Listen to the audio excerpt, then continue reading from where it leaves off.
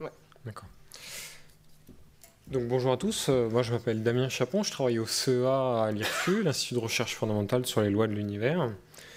Et donc je vais vous parler d'enjeux du big data pour la simulation numérique en astrophysique. Donc je vais insister particulièrement sur les points qui viennent juste d'être abordés, notamment les aspects traitement de données à forte volumétrie, diffusion et analyse, visualisation de ces données.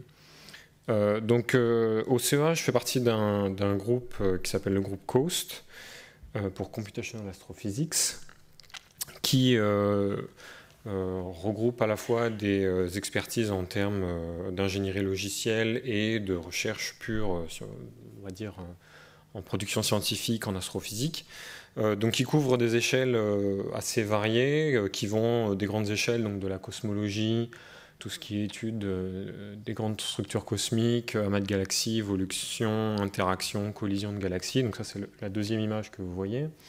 Tout ce qui est modélisation de milieux interstellaires, formation d'étoiles, dynamique stellaire, explosion de supernovas, tout ce qui est disque d'accrétion, turbulence, formation de planètes, interaction étoile-planète, jusqu'aux petites échelles qui vont être l'échelle, on va dire, système stellaire ou planète, avec tout ce qui est modélisation de la magnéto-hydrodynamique solaire, voire la modélisation des atmosphères des exoplanètes. Donc ces activités couvrent des échelles assez variées, des échelles spatiales, temporelles et spectrales.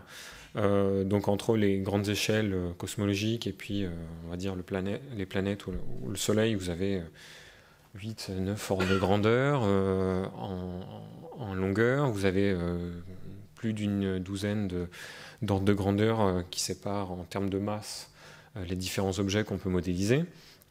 Donc les codes qui sont utilisés en astrophysique sont bien souvent multiphysiques, doivent prendre en compte tout ce qui est aspect de gravitation, rayonnement, magnétisme, donc toute l'hydrodynamique compressible, physique des plasmas.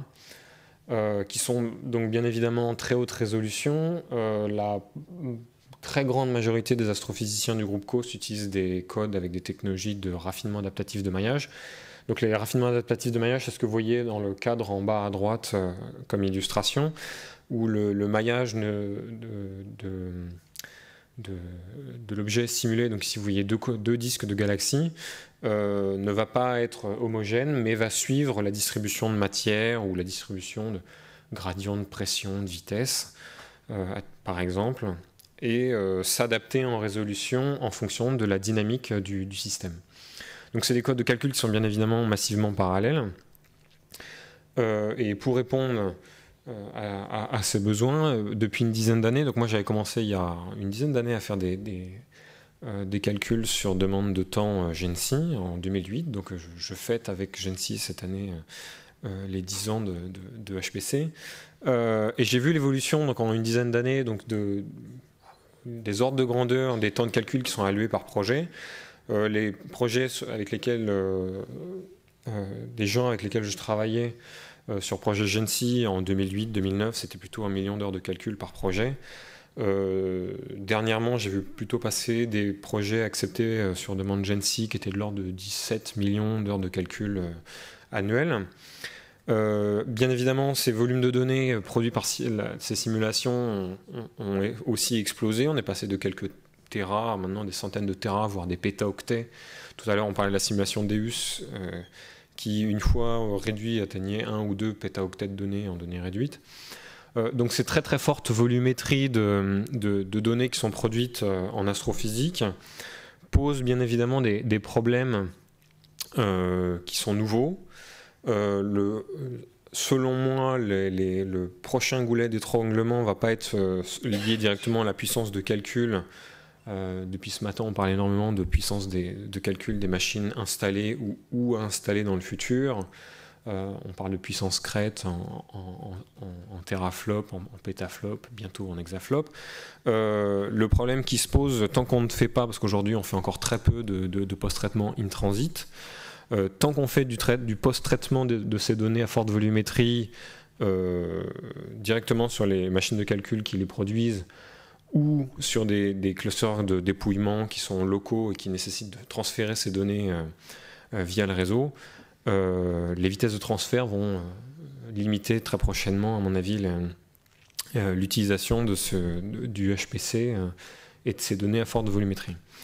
Alors, se pose aussi un problème de la réutilisation des données qui est nécessaire pour une mutualisation scientifique des données produites, de l'efficacité des formats en termes d'IO et en termes de performance, donc performance des IO et rationalisation de l'espace de stockage de ces données, et des performances des outils logiciels en termes d'exploration de données, analyse, visualisation. Tout cela, bien évidemment, produire des données à forte volumétrie a un coût croissant pour la société dans un contexte économique qui est peu favorable, on le sait. Et donc, au CEA, tiens, il manque plein de choses là. Au CEA, on œuvre en ce sens. Alors, pour faire un tout petit parallèle avec nos collègues qui sont expérimentateurs, donc qui font de l'astronomie et pas de l'astrophysique, on va dire, numérique, pour lesquels la réutilisation des données, elle est une réalité. Nos collègues astronomes, au lieu de faire des demandes de temps de calcul GENSI, font des demandes de temps d'observation sur des télescopes terrestres ou spatiaux, obtiennent les données pour une courte période d'exclusivité, à l'issue de laquelle les données sont publiquement relâchées dans le domaine public et peuvent être réutilisées par d'autres équipes scientifiques afin de maximiser le facteur d'impact d'un certain volume de données en termes de retombées scientifiques. C'est une réalité qui n'a pas du tout cours en astrophysique dans le HPC, et parce qu'en pratique, elles sont très très peu réutilisées. Les principaux freins à cela sont la grande diversité des solvers, des implémentations des modèles physiques, la diversité des architectures dont on parle depuis ce matin, et bien évidemment la non-standardisation des formats de données issus des codes de calcul. Alors au CEA, on est en train de travailler sur certains de ces aspects-là, notamment le développement depuis plusieurs années déjà d'un format de données spécialisé pour les structures de données des grilles AMR qui s'appelle le format Hercule, qui est développé au CEA DAM et qui va être porté pour les applications scientifiques dans les années à venir. Et on est en train de développer une base de données ouverte de simulation numérique en astrophysique qui va s'appeler certainement Galactica, encore sujet à un changement de nom, qui est à la fois multi-domaine, multi-simulation et multi-code de calcul, dans lequel, via une interface web en ligne, les gens pourront accéder à un catalogue de simulations numériques dans des domaines divers et variés, accéder à des descriptifs des projets, avoir des liens vers les publications scientifiques, accéder à des données directement téléchargeables produites par les chercheurs qui ont réalisé la simulation, explorer des catalogues d'objets identifiés clairement dans les simulations pour faire des études statistiques, ce qui pourra servir par exemple à des astronomes qui voudraient confronter leurs observations à des objets identifiés dans les modèles théoriques via la simulation, voire même demander directement en ligne via une interface web à des jobs de post-traitement à la demande pour récupérer à partir des données brutes de la simulation à très forte volumétrie, directement récupérer des données réduites via une interface web sans avoir à se soucier des formats et des implémentations sous-jacentes. Donc directement, les gens seront ensuite notifiés par email, une fois que les calculs sont exécutés, de la disponibilité de ces résultats de post-traitement demandés. Autre point d'étude, donc tout ce qui est performance des IO, des outils logiciels en termes d'exploration, visualisation, analyse. Donc le format Hercule dont j'ai parlé tout à l'heure, qui permet déjà d'atteindre, selon les premiers tests, des empreintes mémoire améliorées de 80% en retenant des niveaux de résolution et de temps de calcul équivalents. Un format qui a récemment été reversé dans le dépôt VTK, donc Visualization Toolkit, qui est open source, qui s'appelle le format VTK Hyper-Tree-Grid, qui permet de visualiser dans des outils génériques de visualisation comme Paraview des grilles AMR, ce qui n'existait pas depuis, je le déplore, ces 10 dernières années. Et enfin, la librairie Padawan, aussi développée au CEA DAM, qui permet de faire des échanges intercodes pour le post-traitement, notamment in transit, pour pallier notamment aux limitations des vitesses de transfert du réseau et ne pas avoir à rapatrier ces données pour le post-traiter. Donc d'autres logiciels que l'on développe au CEA, notamment les paquets PIMSES qui sont développés pour les données, le post-traitement et la visualisation de données issues du logiciel du code de calcul AMR Ramsès. Le logiciel de visualisation parallèle Love, aussi développé au CEA Adam, qui est basé sur ParaView et qui permet de visualiser directement presque en temps réel des grilles pouvant aller jusqu'à 64 milliards de cellules dont on a fait des tests récemment. Et enfin l'interface graphique Horus qui fait le pendant entre donc l'automatisation des analyses scientifiques directement par les chercheurs, stocke ces données sous forme d'études en HDF5 et permet d'exporter les résultats de ces analyses directement dans la base de données Galactica pour diffusion au grand public ou à d'autres équipes de recherche scientifique. Donc un tout petit exemple, je vous mets une vidéo pour finir et illustrer le genre d'application en astrophysique. Donc une première simulation, alors je vais peut-être vous passer la vidéo, je ne sais pas si elle se lance, non.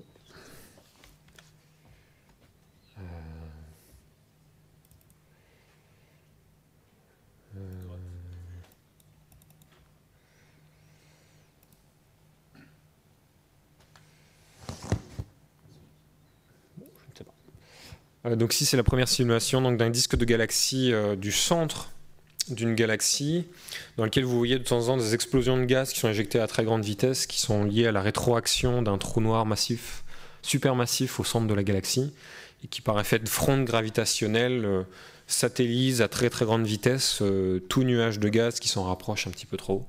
Voilà, comme à la fin de la simulation. Ici vous voyez une grande explosion. En fait ce ne sont pas des explosions, c'est une fronde gravitationnelle qui éjecte le gaz. Deuxième exemple, donc ici c'est un aperçu, donc ici on remarque les aspects multi-résolution, donc c'est une modélisation du milieu interstellaire turbulent avec du champ magnétique, donc c'est magnétisé, pour la modélisation et la formation de cœurs denses dans lesquels vont se former des proto-étoiles. Voilà à titre d'illustration.